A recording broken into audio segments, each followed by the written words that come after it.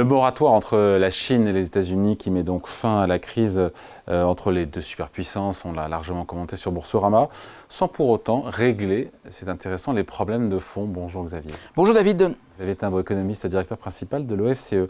Il reste donc 90 jours aux deux géants rivaux pour se mettre d'accord sur pas mal de choses encore à régler sur le niveau définitif des taxes douanières, sur est-ce qu'il faut une forme de rééquilibrage entre dans les échanges commerciaux, la question des exportations de chips, de puces, de semi-conducteurs.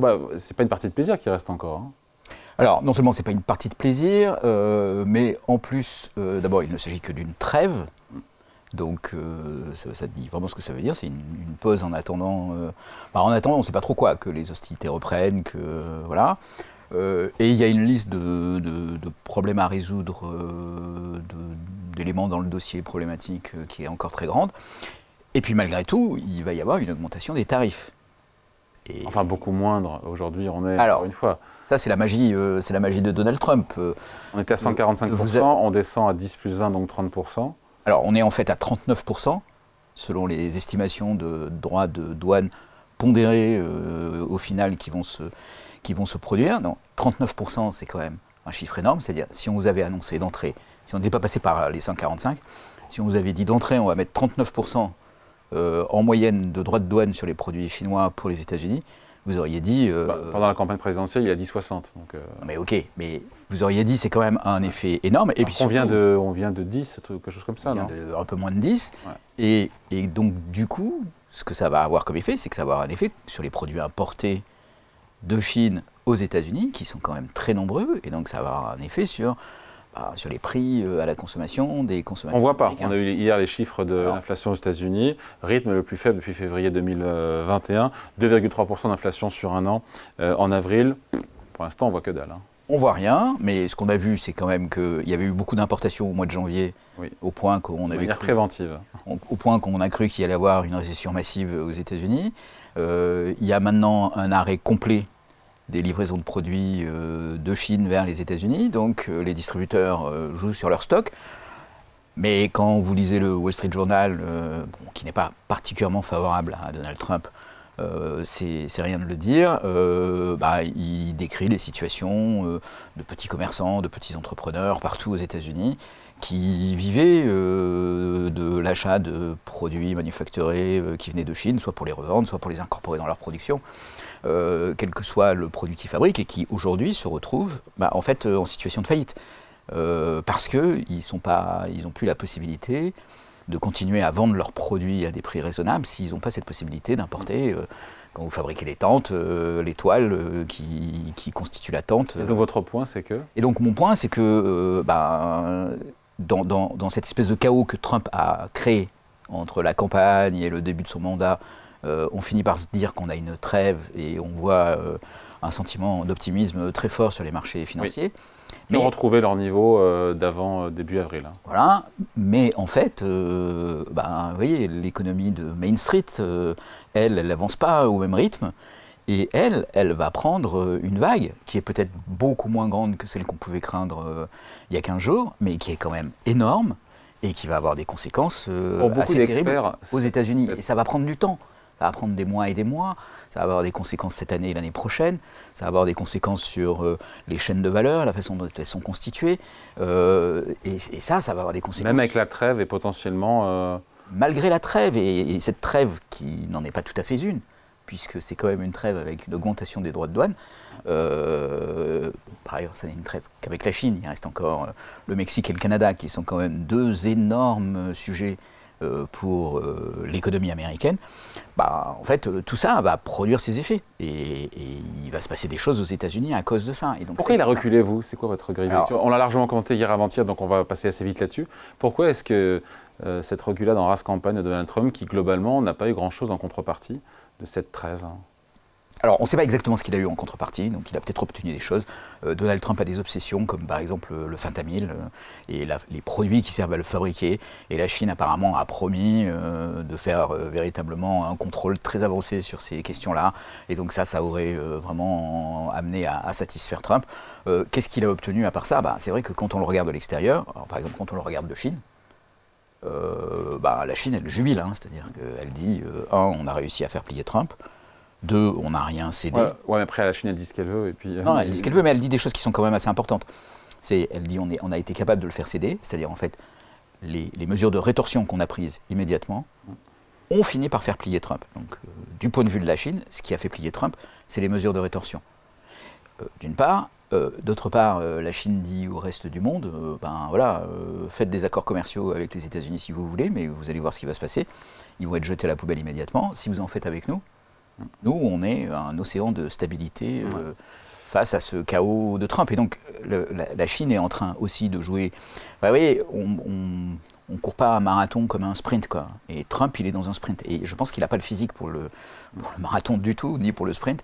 Mais là, il va se retrouver face à des difficultés qui sont celles du marathon. Et la Chine, ils jouent le marathon et ils vont s'imposer sur la scène internationale, là où les États-Unis vont se décrédibiliser. Les États-Unis vont perdre beaucoup. Bon, voilà. Alors, ce que gagne Trump, ce qui gagne Trump de façon très immédiate, c'est la remontée de sa courbe de popularité, par exemple, qui le conforte dans... Oui, c'est maigre, c'est très maigre. Mais vous voyez, c'est dans ce mouvement de chaos où il fait peur à tout le monde et finalement il arrête de faire peur et donc tout le monde se dit ah bon, ouf, on est sauvé. Mais qui ne va pas empêcher que progressivement la lame de fond. Justement, est-ce que cette trêve écarte ou pas ce scénario noir d'une récession à la fois aux États-Unis et dans le monde? Et donc on évite aussi le scénario d'une flambée de l'inflation qu'on ne voit toujours pas dans les chiffres. Est-ce que tout ça s'éloigne? Ce qui s'éloigne, c'est un scénario de rétorsion sur les droits de douane généralisé qui est une espèce de scénario du pire. Le fait que Trump ait cédé face à la Chine, ou négocié avec la Chine, comme vous voulez, ça indique que malgré tout, c'est possible de discuter avec lui, même si c'est compliqué. Donc ça écarte les scénarios du pire. Moi, je pense que ça n'élimine pas le risque d'un ralentissement très fort aux États-Unis dans les 2 années qui viennent. Est-ce qu'on va avoir une récession brutale amplifiée par des effets financiers, comme on pouvait le craindre il y a un mois? Peut-être que ce scénario-là, il est évacué, donc le scénario de la panique. Donc peut-être le scénario de la panique est évacué, mais qu'on va avoir un scénario de lente dégradation de la situation aux États-Unis, et puis probablement d'un basculement de l'opinion publique sur Trump, quand les gens vont voir les petites entreprises fermées, les chaînes de production qui dépendaient de produits importés d'Asie ou de Chine péricliter, quand ils vont voir les prix à la consommation augmenter, tout ça, ça va peser lourd et ça va mettre Trump dans une situation très délicate, c'est-à-dire il va être contesté, il va s'entêter. Qu'est-ce qui va se passer à ce moment-là? Qu'est-ce qui va se passer dans la base républicaine qui jusqu'à maintenant assure un soutien inconditionnel à Trump? Est-ce que ça va craquer? Est-ce que ça va conduire à un durcissement de l'autoritarisme de Trump? Donc là, il y a des scénarios, vous voyez, qui sont... je veux dire, c'est pas strictement un scénario de récession panique amplifié par une crise financière, mais c'est des scénarios dans lesquels les États-Unis et ça, c'est pas du tout la fracture, quoi. Et ça, c'est pas du tout pricé, notamment par Wall Street. C'est vrai qu'on voit même les indices boursiers mondiaux qui, globalement, ont largement ou complètement effacé l'effet des annonces des droits de douane, on se rappelle, du 2 avril dernier, et donc se retrouve proche de niveau de début d'année. Raisonnable ou pas raisonnable, ça? Personnellement, je ne trouve pas ça très raisonnable. Si le scénario d'augmentation des prix finit par se produire, et on peut imaginer qu'il va se produire, il y aura aussi une réaction de la Réserve fédérale, qui va accentuer d'ailleurs le conflit politique entre Trump et Powell. Et puis une hausse des taux d'intérêt, ça aura un effet de douche froide sur les marchés financiers, des mauvais chiffres du chômage, des mauvais chiffres sur les créations d'entreprises ou sur les... On ne voit pas les chiffres du... Non, mais qu'on ne voit pas, mais oui, encore une fois... Mais tous les chiffres d'ailleurs sont toujours bons aux États-Unis, pardon. Quand on décortique, on l'a fait ici sur Boursorama, les 0,3% de croissance, les moins 0,3% là, du premier trimestre, si on retire le commerce extérieur et les stocks, en fait, on a 4% de croissance au premier trimestre aux États-Unis. Non, mais bien sûr, mais si vous m'invitez ici, c'est pas pour que je vous parle de ce qui est en train de se passer, mais de ce qui va se passer. Oh. Et ce qui va se passer, ça peut, à mon sens, ça peut pas être bon comme ce qui vient de se passer. Et donc là, on va voir des choses. Alors, Trump va faire d'autres trucs par ailleurs. Il va baisser les impôts massivement. Peut-être que le Congrès va lui passer son plan sur la baisse des impôts, ce qui peut faire un stimulus à l'économie américaine dans un contexte d'augmentation des déficits, mais qui va aussi creuser le déficit commercial et donc qui va remettre sur la table ces histoires de droits de douane. Donc, bah, je veux dire, là, aujourd'hui, vous voyez, c'est une voiture qui zigzague et on est dans le moment où on zigzague vers la route. Alors tout le monde dit, ah ben voilà, on revient sur la route, tout va bien. Ouais, ce qui aura... Mais vous avez déjà conduit dans ces circonstances sur la neige et la glace. Vous savez que quand vous revenez sur la route, c'est pour continuer ensuite tout droit. Et ça peut se finir très très mal. Donc est-ce que le paquebot est sous contrôle ou est-ce qu'il est en train de zigzaguer? Et un paquebot qui zigzague, vous voyez, c'est moins spectaculaire parce que ça prend du temps. Et vraiment, Main Street, c'est pas Wall Street, ça va à des rythmes de temps qui sont sur plusieurs mois. Les choses sont absorbées dans les stocks, dans la débrouille, jusqu'à ce que ça craque. Et ça met plusieurs semaines, plusieurs mois, plusieurs trimestres à craquer. Mais là, aujourd'hui, ça craque, en fait. Dernière question, on a vu Londres signer un accord, un deal non contraignant avec Trump. Il y a cette trêve de 90 jours avec la Chine. Pour l'Europe, quelle leçon, quel enseignement dans l'optique d'une négociation commerciale en cours? Bah, c'est compliqué parce qu'en fait, il y a un peu deux stratégies pour l'Europe. Soit ils roulent des mécaniques comme la Chine. Le style de la maison. Ce qui n'est pas trop le style ni dans les capacités de la maison, mais qui a montré des résultats avec la Chine. Soit ils espèrent une espèce d'accord un peu comparable à celui qu'a eu le Royaume-Uni, c'est-à-dire Trump se rappelle brusquement qu'il a des alliés éternels, qu'on doit bien traiter ses alliés. L'accord qu'ont obtenu le Royaume-Uni est un accord assez extraordinaire, parce que c'est le seul accord permanent, définitif. Il est presque meilleur que l'accord qu'avait le Royaume-Uni précédemment dans les relations pour le Royaume-Uni. Dans les relations. Augmente ses droits de douane. Hein.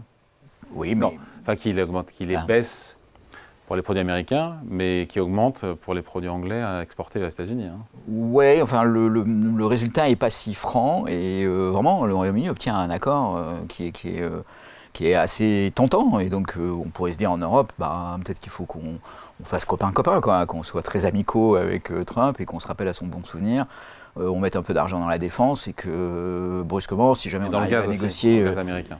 Dans le gaz américain, et si on arrivait à négocier une espèce de package un peu complet, on peut continuer à vendre des voitures, ils vont continuer à être présents à l'OTAN, ça va quand même nous alléger beaucoup les coûts potentiels d'une sortie des États-Unis de l'OTAN. Et finalement, bon, voilà, après tout, ces gens-là sont nos amis. Bon, ou pas, hein, c'est pas si simple. Moi, je ne mettrais pas beaucoup d'argent non plus sur ce pari-là. Rouler des mécaniques, ça va être compliqué. Faire à Miami, ça va être difficile. Et donc, du coup, la bonne stratégie, elle n'est pas claire du tout. Entre fermeté et passer sous le radar. Bon. Je ne sais pas ce que vous préféreriez, vous, mais... À suivre, on sera là pour le commenter. Merci beaucoup. Explication signée Xavier Timbaud, économiste, directeur principal de l'OFCE. Merci Xavier. Merci David.